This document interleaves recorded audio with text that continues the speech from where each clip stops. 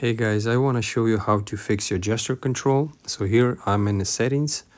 Go into the gesture control settings to deactivate and activate.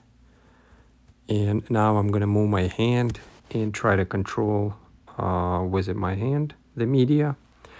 And you guys going to see in the video that it does not respond. So which is a problem in the camera. And I'm going to show this now on the video. So that camera. And yeah, I'm going to take this overhead unit. So here on the video I'm showing that I'm using a really small tiny flat screwdriver to remove this cover. Behind that cover there's two Torx screws.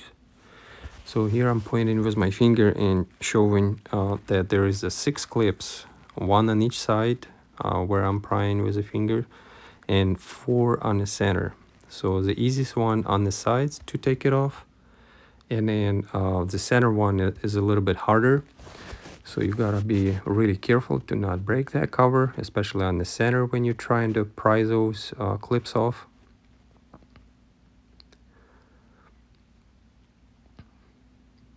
So here I unclipped one, and yeah, it's gonna be the other one. Now I'm gonna pull it,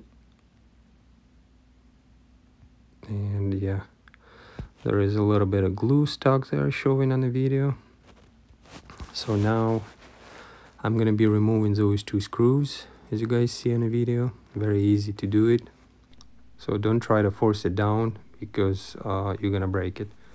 So as you guys see in the video, I'm gonna be pushing one clip to get unlocked. So you gotta apply a little bit of pressure to push it in that clip. And you guys see on the video it's got unlocked.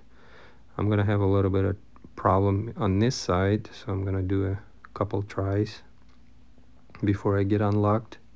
But that's how you get that cover off. So basically you have to pry with a screwdriver to unlock that, and yeah, that's how you take that overhead console off.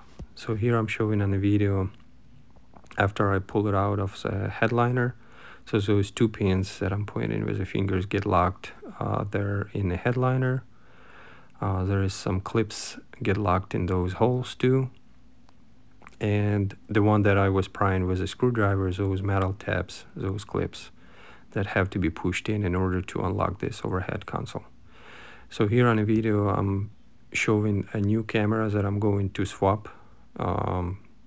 So I'm going to be taking this cover off.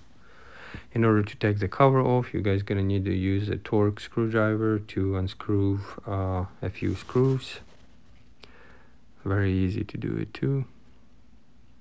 Here I'm gonna speed up a little bit of video to save some time. Okay, now I'm showing that I'm clipping this cover. There is a few clips that holding down that cover too. So here you guys see the PCB board. And first what I'm going to do, I'm going to disconnect those 2 connectors. So that's your acoustic sensors and the mic. And then those 2 I'm showing that's camera cables. So here I'm disconnecting the 2 connectors and disconnecting the white connector and small connector. Now I'm removing the PCB board carefully without damaging the camera cables. Now to remove the camera, we need to remove the 2 Torx screws.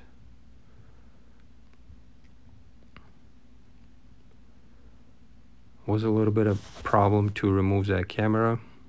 For some reason it didn't want to come out, so I had to pry a little bit with a screwdriver in order to get that camera out. You guys gonna see that on the video now. So now I'm gonna be prying with a screwdriver.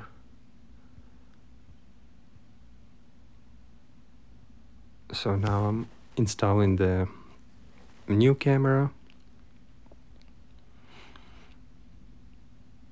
So I'm gonna push it now with my fingers to get it locked in the spot where it should be. And then I'm gonna start screwing that camera back in.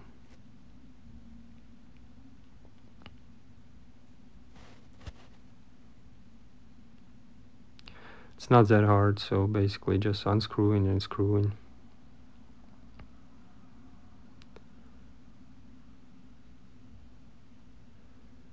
Don't have to over torque those screws, just slightly screw them in to the point where it stops. So now I'm putting the PCB board back. You gotta be careful with those cameras cables. Make sure to not break them, pinch them. To install them, there is like a latch that you guys have to pry it with a screwdriver and then push it with the screwdrivers in order to lock that cable after you pushed into the connector. So here I'm showing that I got installed the cables for the camera, installing back the connectors for the mics, putting covers back, putting screws back.